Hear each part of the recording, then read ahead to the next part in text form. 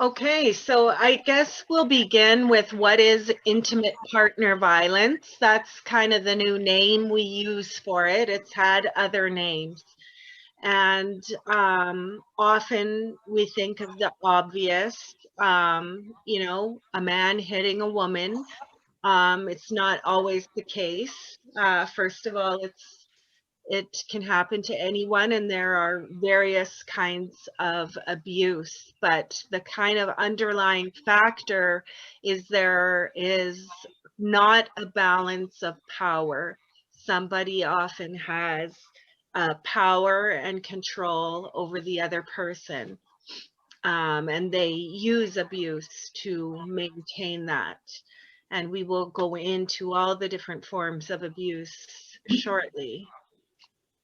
Okay. So fear is another factor there. Fear, power, control. Okay, so I just had some notes here, so I had to shrink this. So, Twyla, were you done with that slide, by the way? We need to have a next slide, kind of, or did you want to talk more about that? No, I think we'll be getting into it deeper as we go. Okay. I guess the one piece, yes, Jody, is intimate partner violence happens between a couple. So we are not referring to a parent abusing a child, although if there is violence between a couple occurring that children witness, that is considered child abuse. But what intimate partner violence is violence and abuse between a couple, whether they are dating or boyfriend and boyfriend, girlfriend and girlfriend, married, boyfriend and girlfriend. That's what we're referring to, and that is who our service is provided to is the victims of that. So, how prevalent is intimate partner violence? So, globally, the World Health Organization estimates that approximately 30% of women have experienced physical or sexual abuse by their intimate partner violence during their lifetime.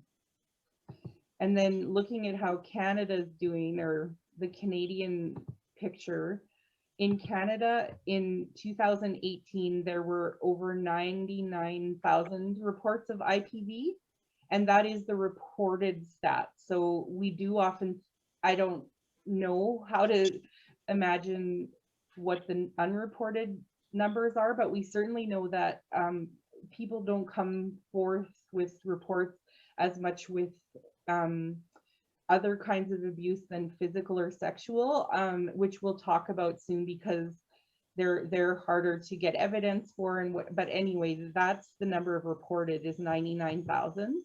And within Saskatchewan, we do have, unfortunately, the highest incidence of intimate partner violence among the provinces, with an incidence rate of 65 out of every 655 incidents out of every 100,000 people.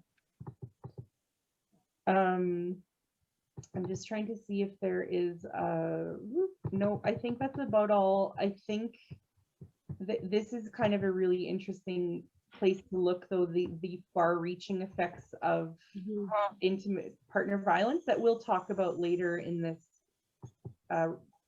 discussion. So I guess if you kind of personalize that and you're thinking 30%, if you see 10 women, 3 of them have likely experienced this. And in Saskatchewan, we are higher than all our other provinces. Yeah, it would be like 60, close to 6,600 people out of the province. Or I don't know that that's people, that's incidents. So it could be, yeah. Anyway, I don't mean to confuse you with statistics, but this just, yeah. So if we look at the types of violence, these are just some labels that we have for some of them. They sort of blend, and also there might be things that you're not sure where they fit, but these are just some common categories that we have. So physical, I think, is the thing that comes to mind most readily when people think of violence, and that is, anything from kicking, hair pulling, spitting at someone, anything that's, you know, actually involving that person's body. And I guess, you know, that seems like it would be the most obvious one. If somebody's hitting another person, we know that's physical abuse. However, there are lots of victims who have been held, shook, pushed, and hadn't classified that in their heads that they had been victims of physical violence. So even in terms of throwing things, breaking things, you know, it's a physical act, we would still think of that as physical violence, and other types of violence, of course.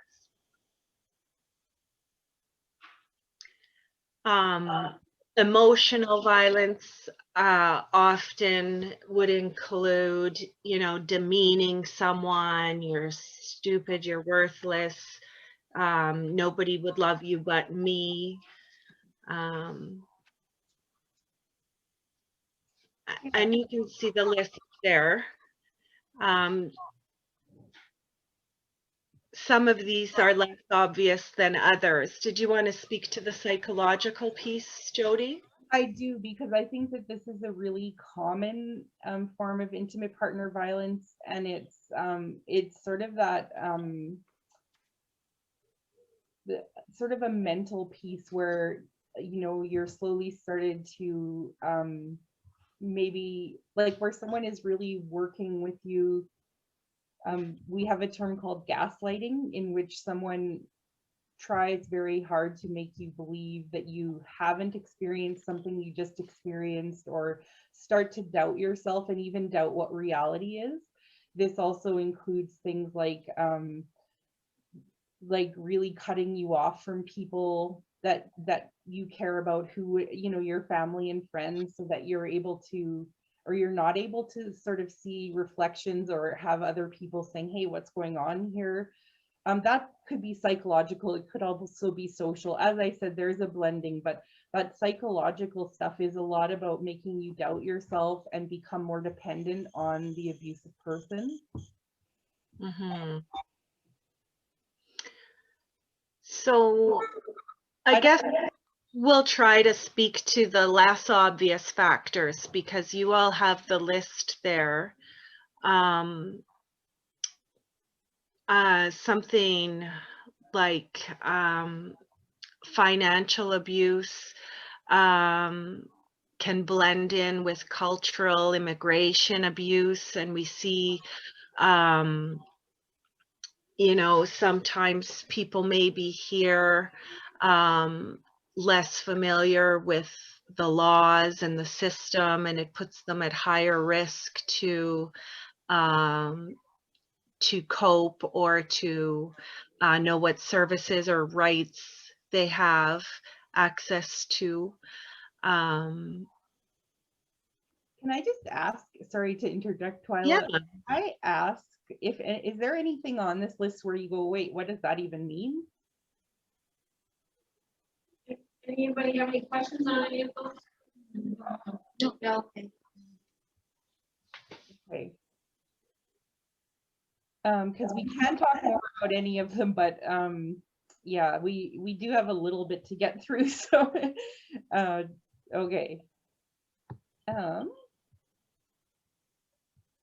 So this is the power and control wheel. Are you all able to see that? Do you have a pretty big screen on your end? Let me see. Not yet. Okay. The reason I ask is because I think this wheel really points out a lot of that emotional, psychological stuff. So physical and sexual are in the circle around it, and then, you know, there's a lot of that more insidious emotional and psychological stuff on the inside of the wheel. Mm-hmm. So things that maybe people wouldn't think is abuse, or as maybe be able to label it as that, but it is very common and predictable in its way. Are you able to see the wheel? Yeah. You make it less cool.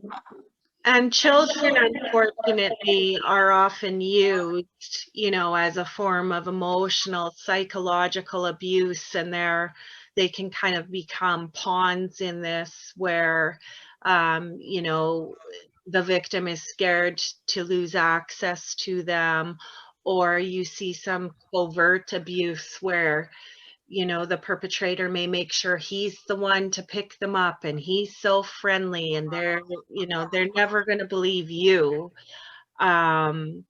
Even saying things, well, your mom needs to quit being, you know, so stupid and making me mad, or your mom is thinking of breaking up the family and I love her and just want to keep the family together. And so, you know, pertaining to your field there, that might be something relevant. Mhm. There's a lot in here too, just about this wheel is, I think, really helpful if you're kind of curious about some of those things that you might not have thought about. So I even think of regarding children, just that whole sort of what you were saying, Twyla, that whole thing of, you know, mom's the reason you didn't get to do this, or I'm sorry, mom said it wasn't okay that we did this. So, you know, really involving the children. But there's a lot in here that's just about some of that underlying but very damaging stuff that people can, that abusers can do.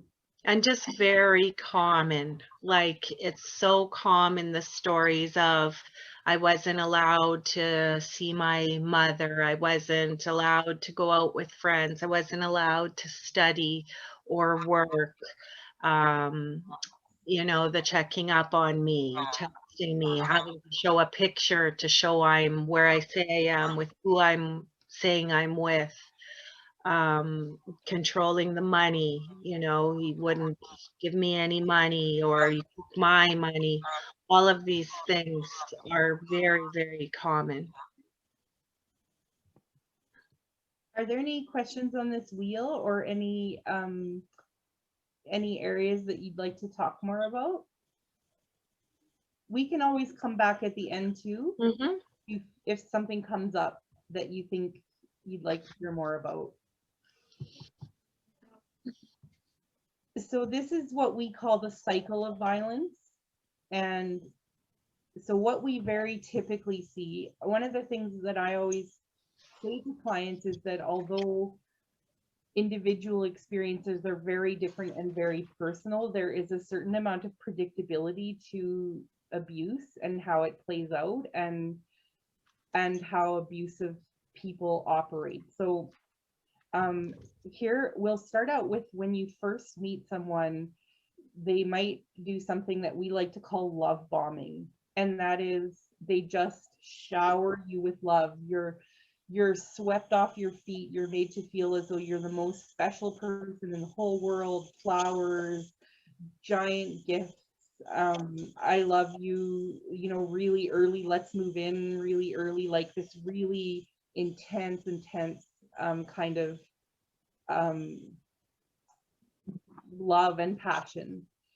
And then what happens is, usually, sometimes people do kind of start out slower, but that's often the way an abusive relationship will start. And then over time, and sometimes very quickly, that will drop away, and you know, more of the darker side is revealed, and the person is no longer as loving. And even if they are loving, it's one minute I love you so much and the next minute you're the worst. And so there's what we call the cycle of violence is describing, so there might be an explosive event where someone calls you a name, Mm-hmm. really bad name, or that it's a physical event, or there's some kind of event where that the good phase is over. So then there's an explosive event, and then there's hurt feelings, there's tears, there's whatever. This is followed by what we call the honeymoon phase, in which the person, the abuser, tries very hard to make up for that explosive event. Like, I'm so sorry, I was drinking, or I didn't mean it, or I love you, I won't do it again. That wasn't me, any number of those things, because when it happens the first time, I think people just go, sometimes I don't even know what just happened. Mm-hmm. The abuser will run in and, rush in and say, I didn't mean it, it won't happen again. That's what we call the honeymoon phase, but it doesn't last. So once the abuser has comforted you and made you feel good again in the honeymoon phase, then tension will build again. So whatever are the person's triggers will start happening again. So, oh, you didn't make this meal the way I like it. I came home to the dishes. Why can't you take the kids away when they're crying?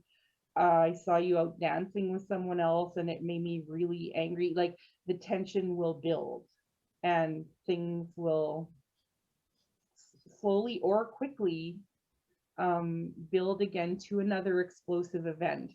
And the reason it's a cycle is sadly because this is how it actually goes. It will just repeat and repeat and repeat.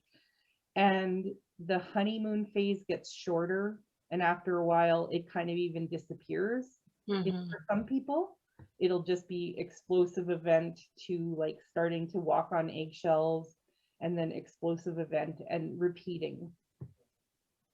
Yeah, the honeymoon phase can turn into just, it's not explosive at that moment, but there's nothing in particular they're deliberately trying to do to win you back. And every situation is different, and every person is different. And some abusers are more calculating and deliberate about that honeymoon phase, and we call it enticement behavior, whether it's words and saying you're the only one I've ever loved, and manipulation of that sort, to gifts or trips or whatever.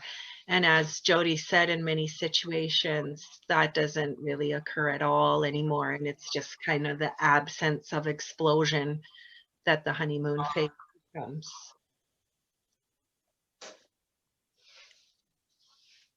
Okay, we'll move on unless anybody has a question about the cycle. Okay, so here is just a tiny list of the impacts of intimate partner violence. So one thing that we can see in our clients, as well as research shows, is the breadth of impacts that IPV can have. It ranges from physical to spiritual to emotional. There are a lot of even just straight physical health things that I'd never even thought of before, that I just learned about, such as like there's an increase in miscarriages among people who are experiencing IPV. So this is just like this list is like this of the list of ways in which people can be impacted by IPV. And the impact is profound. It's very hard to compartmentalize abuse and endure it or experience it, and then the rest of you be resilient to that. So the very first time the explosive phase happens and you endure something, your brain is now confused. You're processing, wow, this was a loving relationship, and now this just happened, and it's so hard to regain your feet. And as time goes on, if you are kind of hammered down with these messages of, worthlessness, even if that's not being said to you, you think, I must be worthless. I've gotten myself into this. I'm experiencing this. What am I doing wrong? And self-blame, self-doubt, low self-esteem, housing, finances, relationships, your profession. There's very few areas of life that would not be dramatically impacted by IPV, especially if it's ongoing.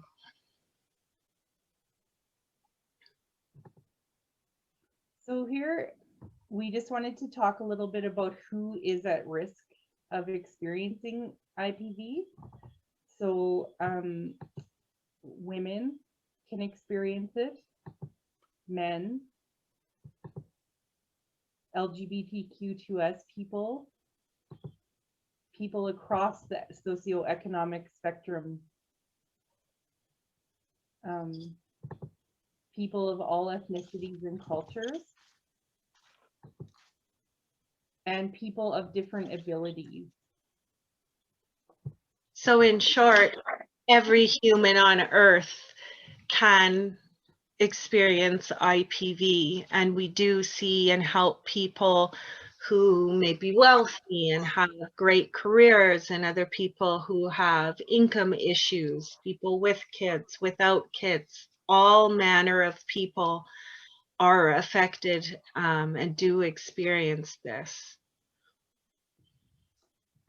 However, research does show that there are certain groups that are disproportionately affected.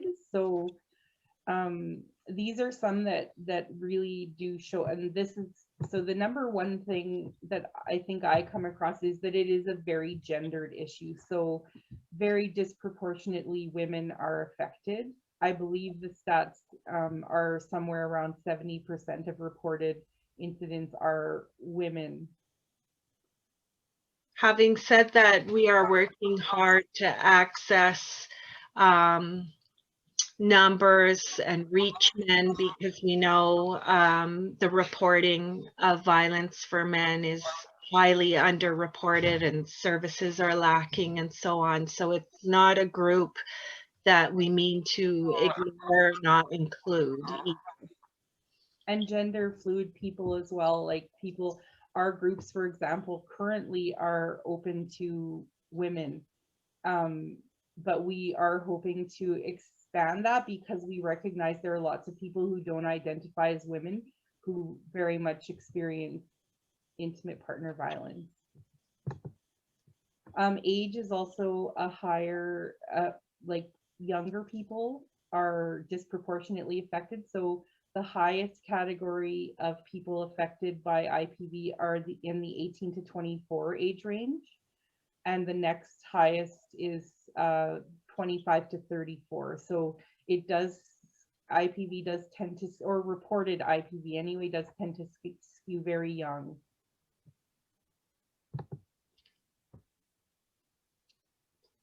And then in Saskatchewan, our stats, although we don't have them at hand, but unfortunately, Indigenous communities report a higher incidence and higher risk of IPV, and there are many, many factors that play into that. Geography is also a factor where there are certain increased heightened risk for people who live rurally or remotely in the north, for example, where they might not have access to the same services or resources as people who live in an urban area. Ability is also something where people who are experience disabilities will also often be disproportionately affected by intimate partner violence. So, you know, whether that's a mobility issue or some kind of a cognitive issue or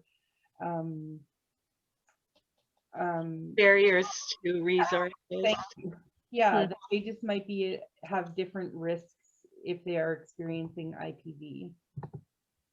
And finally, and I don't know the stats on this, but in many cases, pregnancy puts people in a vulnerable state for experiencing intimate partner violence. A lot of times people report having experienced the first abusive event when they were pregnant. So there's something about that that can increase risk to people as well.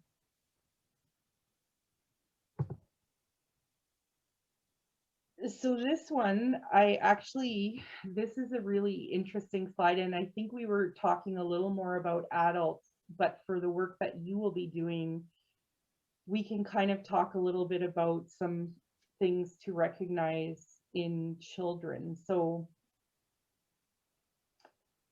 when you're working with children, there will be a lot of things that you can sort of be on the lookout for if this is something that you think might be happening. So I think one of the top things is the bottom line here, which we said a change in the baseline of the person, which we were thinking of an adult, but it's also true for children. So anytime that you notice, you know, a child who used to be really shy or used to be really outgoing is now shy and withdrawn, if they seem to be moving backwards in development, so, you know, they were potty trained and now they're having lots and lots of accidents, if they seem fearful, there are lots of those. And we actually could, if you want, later provide you with sort of more information on this, like more detailed stuff, because it's pretty age range specific as well. Yeah, that'd be great. If you have some handouts you could send. Okay. Twyla, did you have anything else about the things you would look for in little ones? Aggression, like especially if it's a change in baseline. There's a million reasons why kiddos can be aggressive, but kind of inexplicable outbursts of aggression, and just a lack of ability to regulate or lack of ability to trust or bond. I think too, some of the things that maybe we wouldn't think of, but like if a child is living in chaos at home, they might just, things that you might not even have related to that, like an inability to focus, an inability to perform tasks that you're pretty sure they could understand, but it could be because they're living in chaos. And I think we do talk about this later, but I'll just talk about it now because we're on this slide, that I think a lot, like when we talk about this, some of these could be if the children are experiencing abuse directly, but Twyla also mentioned that witnessing violence and living in a home with violence is also considered like abuse, and so they will display some of those same things even if they aren't the intended target of the abusive person. And like adults, every child is impacted so very differently. You could have two siblings in the same home and one presenting totally different than the other and impacted differently. I'm sure you've studied about attachment styles. Of course, it affects all of that. And then I would venture to say sometimes you wouldn't recognize it at all, no matter what. You know, there are those cases where the impact is not always visible externally in public situations, or yeah. Oh, I apologize. I'm gonna just go silence my phone. I'm sorry, everyone.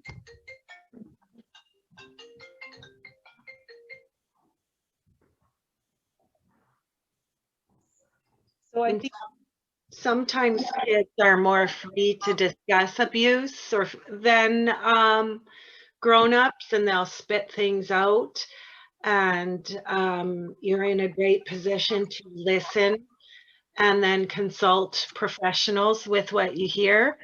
And then sadly too, you know, kids learn so very quickly.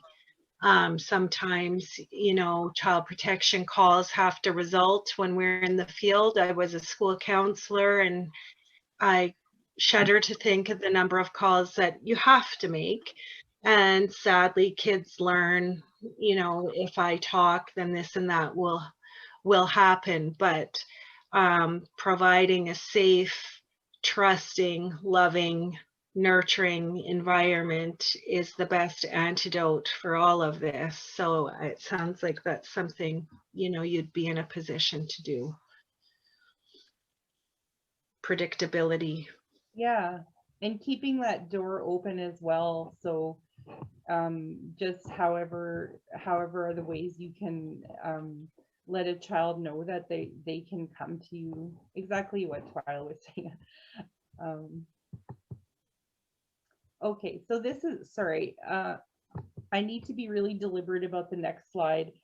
So there's a really common thing that people ask. So I really want to address that.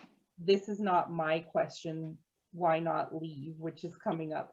It's very much, I was sort of trying to show how to someone on the outside of an abusive relationship, it looks so easy to leave, right? He doesn't treat you well, he's not kind to you, leave. But so people say, why don't you leave, or why doesn't she leave or he leave? And so that's why I used this heading. It wasn't to be insulting to any, it's the opposite of what, like, in the work we do, we really realize that people stay in relationships for any number of reasons, and that there are many, many barriers to just leaving an abusive relationship. So I just wanted to be upfront about that before introducing this next slide. So are you able to see this graphic? Yeah. Yeah. Okay. So I don't really want to just talk as you're reading, but I do think there are lots of things of interest in here. So please let me know if there's anything, or let us know if there's anything in particular. I guess I can't help but point out too, you know, the question is always asked, why don't you leave? Why don't you leave? And it's kind of representative of how our system looks at IPV, which does tend to place a lot of blame on the victim, unfortunately, sometimes in our court systems or with police who are doing an excellent job and have their reasons. But why aren't we asking, why do you keep abusing her? You know, we're putting always the onus on the woman. Make something happen. Don't let these children experience that. Leave instead of abuser. Get help. You're abusive. Stop abusing. So, and just as a support role, just word to the wise, it really is hard not to say to people sometimes, why don't you leave?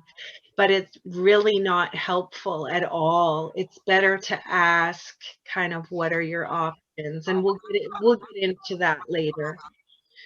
So we spoke to that cycle of violence, and just to get to the point that you can identify what you're experiencing as abuse is a long journey when you've been in a loving, or you thought was loving, relationship, and now somebody's just out of the blue called you stupid, or you know, been violent in his demeanor, or violent, for you to kind of say, wow, like, I'm experiencing abuse. That's not an instantaneous reaction. So how can you act upon that if you're not yet recognizing it? And I think too, here embedded in here are a lot of things that Twyla has pointed out too, that there is sort of that often related to the victim, who is often a woman. There are some gendered things here too, right? So there's women are more likely to experience poverty in general. So they might be the ones who, like number 9 says, you know, that economic factors can be huge, especially when immediately upon deciding to leave a relationship, if you share children, there are going to be lawyer issues. So there's a really fine line between when you can qualify for public support and when you need to take it on yourself, and it can be tens of thousands of dollars. The number 3, she doesn't want to break up the family, is a huge, you know, it's why are you breaking up the family? Why are you doing this? How does it look to your family? How does it look to your community? How does it look to church? Any number of things like that. So Number 2, the nowhere else to live. Very often, abusers will ensure that they're already isolated. The victim has now moved to where the abuser wants to live, and the family is disconnected or not around. Relationships have been disallowed. So you can't just pick up and go. We found with COVID, this was already a terrible situation, and it's made it so much worse. Our shelters were already at capacity, and now they're allowed less people, or there have been times when they've been shut down. Um, and maybe one place you could go already has 6 people living it, and with COVID you're not allowed to walk in the door. So the nowhere else to go is a very, very real barrier for people that we run into every day with clients, if you don't happen to have informal supports that would just take you in. I think too, this is where Twyla talked about it earlier. It's worth a re-mention that for newcomers, there's a huge piece of where people are, if they're unfamiliar with Canadian law or their rights here, they can sure be threatened by an abusive partner regarding if you leave, you're going to have to leave. If you leave me, you're going to have to leave the country.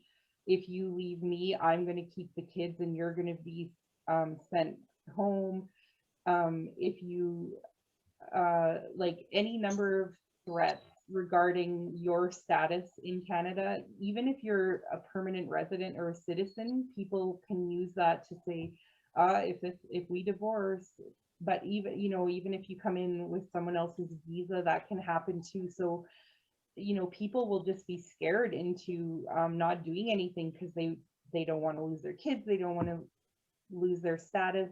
So They don't know how to find out the truth, like clients who've been told, if you go to your mom's with the kids elsewhere in another city, I will charge you with kidnapping, you know, and well, that couldn't be done in this case, and most cases this person isn't about to go to the police and say, you know, I'm planning on doing this, will I be charged with kidnapping? Because what if she will? Or who does she call about how to get out of her lease? And so many difficult things that the less familiar you are with Canada and the processes here, the bigger those barriers get. Another big one there is love, I would say, is that's another thing, you know, a lot of victims think that while there is love, you need to be invested in this abusive relationship. And it's very liberating for people when you tell them it's okay if you still love them, but it's also okay for you to not be with someone who abuses you, even if you love them, or find a way to be safe. So that's a real a psychological trap for a lot of women, emotional.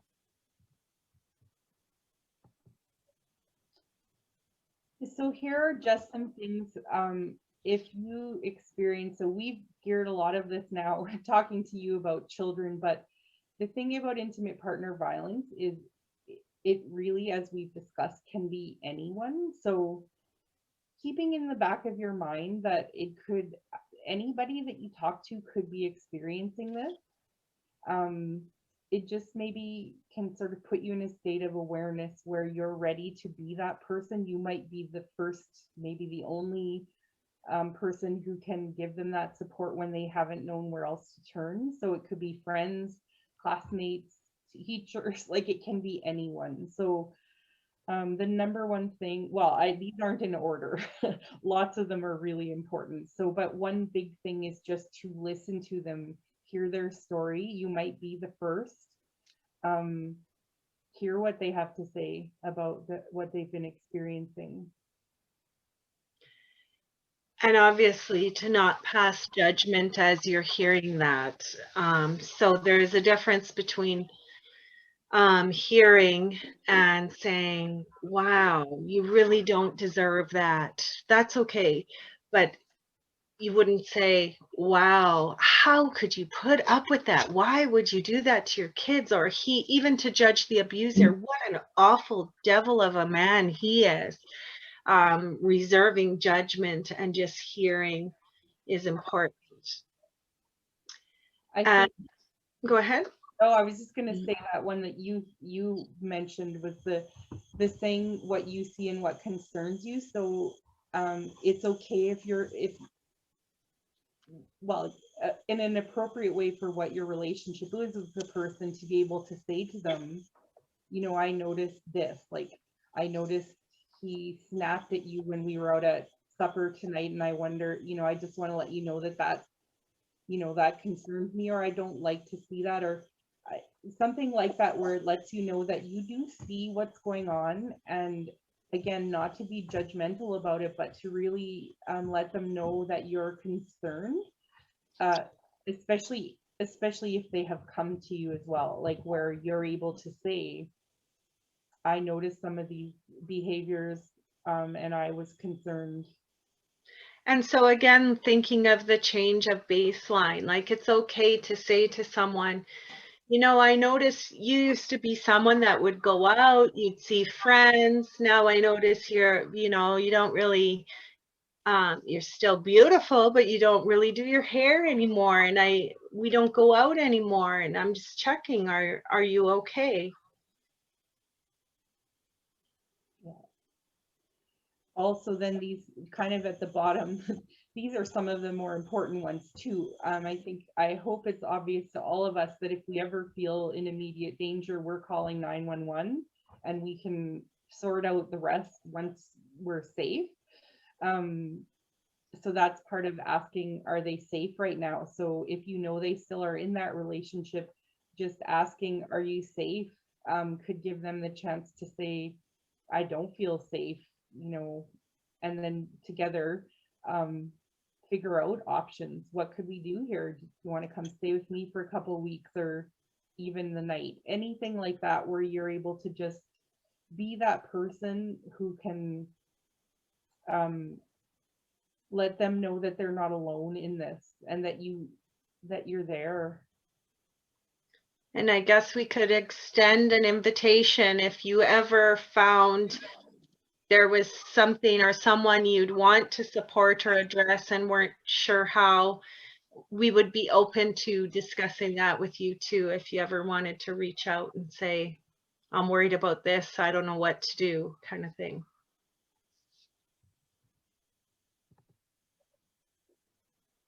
So here are just a few numbers.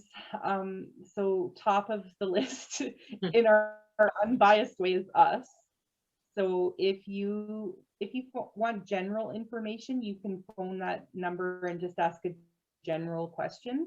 If you want specifically, either you or someone you know would like to talk to one of us about experiencing IPV, you would call our intake counselor at that number too, and ask to, well, our intake counselor is awesome, and she'll sort you out for getting to one of us. But this is also good. This is a good number for if you want any kind of information, like what groups are being offered or anything. or brochures that you like. You don't think you're going to become a client necessarily, but you'd like information on something, as we talked about. That's totally okay to call us too. Yeah, a mobile crisis. The Wellness Together hotline, we've learned about, that is a 24/7 wellness line. So you can call in and talk to counselors about anything ranging from loneliness through to crisis. So certainly you could ask them about IPV concerns as a starting point. And then, sorry, the My Plan app is a free app that allows you to put together a safety plan. So if you download it, you can see, like, it'll walk you through steps, like asking you, do you have children or not? Do you live with the person or not? And then it'll help you, it'll show you some resources near where you are, and yeah, and point you kind of in the direction, it should let you know also the risk that you're in. Because there are certain things, oh yeah, there are a couple things I would like to just point out that didn't really fall under any of the categories, but one of the things to note for anyone that I think is a big thing is just people are at highest risk of being hurt or killed in a domestic violence, really in an intimate partner violence relationship around the time when they're planning to leave. So this is a really high risk time for them. So it's just something to take note of, that it is a good idea to have a plan and talk to someone if you aren't sure how to have such a plan, to talk to us or someone to have a plan during that time. Yeah, sorry. Nah. Anything to add, Twyla? I don't think so. I think that covered it pretty robustly.